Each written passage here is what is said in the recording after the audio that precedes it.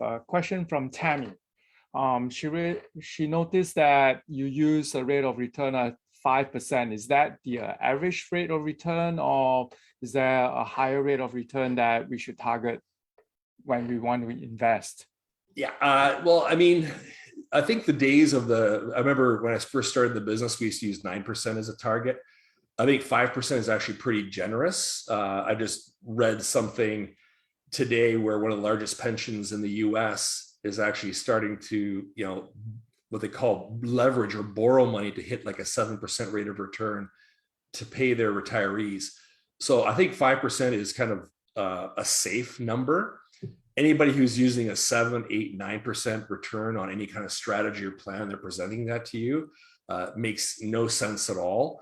And I think this is a good place, James. Can we pull up average versus actual? Can you pull that up for me? This would be a good place. Yeah, okay. So in year one, let's put annual return, let's go 10% plus. So what happens here is the initial balance on the account is 50,000. We're earning 10%. The annual gain is 5,000. So 10% of 50 is 5,000. At the end of the year, we have $55,000. Great year in the market. So James, let's add another year here and let's go minus 10% now. So now with minus 10%, you lost 10% of 55,000, which is 5,500. And you're down to 49,500. The problem with a lot of plans that are being presented is they're always based on average return. So when you're talking to a planner or an advisor and they say, the average rate of return has been whatever, X, let's call it 9 or 10.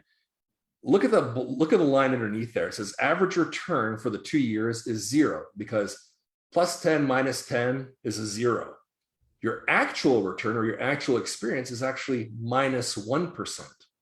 So your experience is less than what you're being told in a plan. So this is now getting a little bit into the weeds here. It's called sequence of returns, or in which order are you receiving your returns from your investments, and it makes a big difference. So James, let's switch it around. Let's go year one minus 10, and then plus 10 on the other one.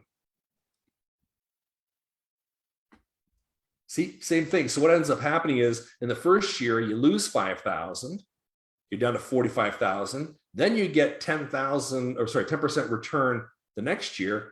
You're still not back where you started. You probably need closer to a 12% return. James, put in 12 on year 2. I think that's the number if I'm doing my math right. Yeah, we're close. So you need a 12% return after a minus 10 year, just to try to get back to even. Okay, so I think it was Tammy. Was it Tammy, James? Is that the name? Yes. Yeah. So yeah, using 5%, we do that as a long-term number. There are investments. Every investment fluctuates in value, but the stuff that we look at, the products that we look at for clients, once it's banked, it's there. We try not to put that capital at risk, because hopefully you've got something else at risk that's going up and down and maybe getting into those 10s and 12s. But anyway, I just wanted to point out that this, what they call a sequence of returns, makes a big difference. So James, I'm just gonna do one more. Sorry, I know we're kind of beating this, but go minus 50 in year one. So 50,000 goes down to 25,000. To get back to even, to get back from 25,000 to 50,000, put 100% for year 2, James. That's when you make your money back. So you lost 50% and it takes you 100% to get back to even.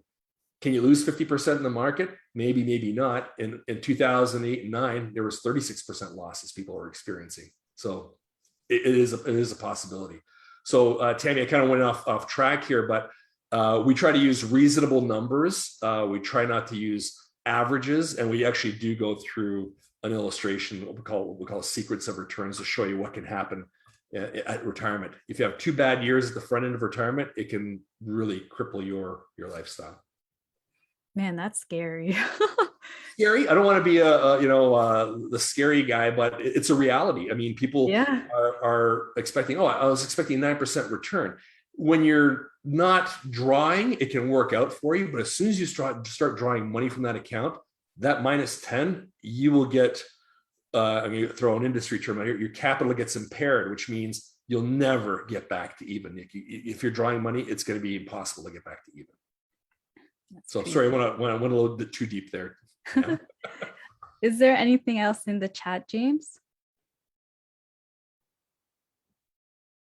Sorry, I can't find my mouse. No, there's no more questions from my end. All right. I think one thing I'd like to just throw in there as well is when we are going through this economic model and everything else, we go through a scenario called retirement ready or not. And what we do there is we take a look at where you are today. So we get that GPS shot, as I talked about at the beginning. And then we look at, okay, do you have enough money in your account to retire at 65 or whatever age you choose at the lifestyle you currently have? The other one is, what rate of return do you need to earn on that capital to retire at 65 or whatever age it is to make things happen? Then it comes down to, do you have to work longer, or maybe you can get out earlier? We don't know. The last one is the toughest one, which is, are you willing to take a cut in your retirement lifestyle? Nobody does. So it gets back to those financial plans that a lot of banks, institutions punch out. To me, it doesn't make sense to live off of 60% of your income. They say things like, well, your expenses will be lower. I don't know. When my parents retired, they were busier in retirement than they were when they were working. And every day is like Saturday. You'd be out for coffee. Let's grab a lunch. Let's do this. And money starts going out the door very quickly. So we're shooting more for 80 to 90% of your pre-retirement income. And is it possible? It can be, but it's about, again, balancing your lifestyle. So it's about, current lifestyle is insatiable, being marketed for everything, cars, clothes, the Kardashians. I mean, they're out there trying to sell everything, right? Yep. So, I definitely don't want to lose out on my lifestyle. Yeah. So, I mean, it just means a little bit of, maybe a little bit of belt tightening. But when we're looking for that money that you're losing, we try not to affect your lifestyle. So in other words, we'll dig through all of your whole situation. It's really I don't want to say biopsy, but we really go in depth here and dig and find the money that you're losing unnecessarily and put that to work first. Mm-hmm. And then that usually helps out. But we try not to go after the lifestyle because, I mean, everybody likes to go out and have, dinner and, go to the patio, have some, snacks and a glass of wine or whatever. So we try not to affect lifestyle, but then we present with the reality and what you've got. Mm-hmm.